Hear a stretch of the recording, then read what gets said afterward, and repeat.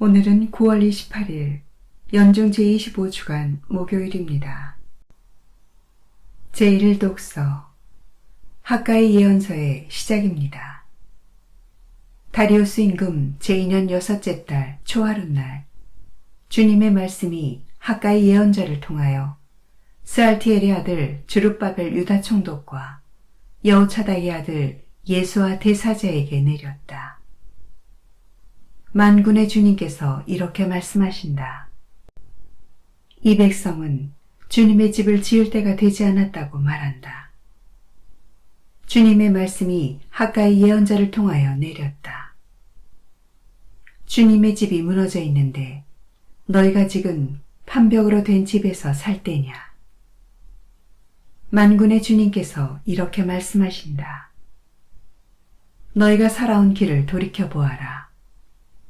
씨앗을 많이 뿌려도 얼마 거두지 못하고 먹어도 배부르지 않으며 마셔도 만족하지 못하고 입어도 따뜻하지 않으며 품팔이꾼이 품삯을 받아도 구멍난 주머니에 넣는 꼴이다. 만군의 주님께서 이렇게 말씀하신다. 너희가 살아온 길을 돌이켜보아라. 너희는 산에 올라가서 나무를 가져다가 집을 지어라. 그러면 나는 그 집을 기꺼이 여기고 그것으로 영광을 받으리라. 주님께서 말씀하신다. 주님의 말씀입니다. 하느님 감사합니다.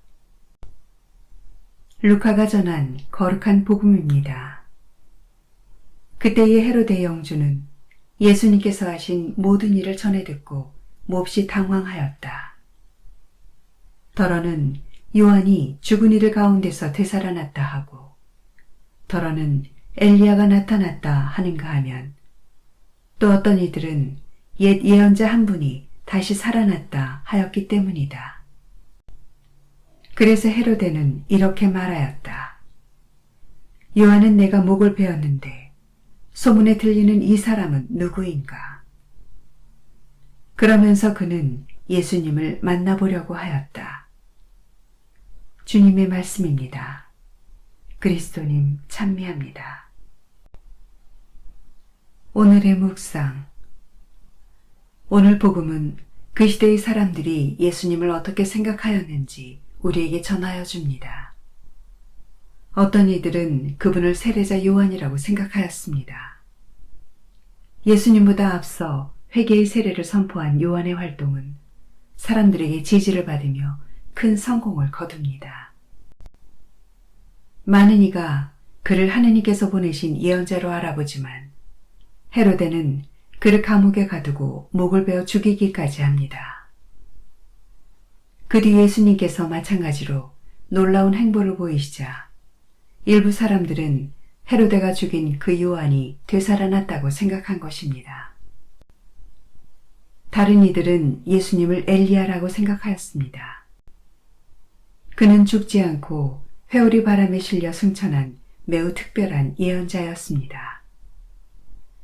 말라기서는 주님의 크고 두려운 날, 곧 종말이 오기 전에 그가 돌아와 부모의 마음을 자녀에게 돌리고 자녀들의 마음을 부모에게 돌리리라 예언합니다.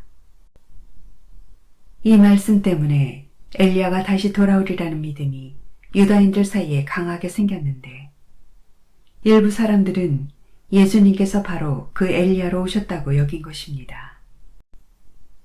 이 밖에도 예수님을 구약의 예언자들 가운데 한 사람이 다시 살아난 것이라고 여기는 이들이 있었습니다. 위의 세 의견은 모두 예수님을 예언자적 인물로 바라보고 있습니다. 그들은 예수님의 행적과 가르침 안에서 하느님의 능력에 힘입어 주님의 말씀을 전하는 예언자의 모습을 발견하였던 것입니다. 어느 정도는 맞지만 정확한 인식은 아닙니다. 예수님께서는 예언자의 신분을 훨씬 뛰어넘는 분이시기 때문입니다. 사람들이 인식하지 못한 그분의 본 모습을 베드로 사도는 제대로 알아보았습니다. 하느님의 그리스도이십니다.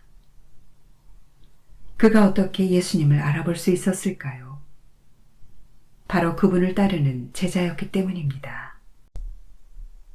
복음서에 등장하는 다양한 인물들 가운데 오직 제자들만이 예수님의 공생활 시작부터 그분의 모든 것을 목격한 유일한 인물로 나타납니다. 이처럼 우리가 예수님을 온전히 알아보려면 그분을 따르는 제자 여정에 제대로 참여하여야 합니다. 따르다 말다를 되풀이하다 보면 예수님을 띄엄띄엄 알아보게 될 수도 있습니다.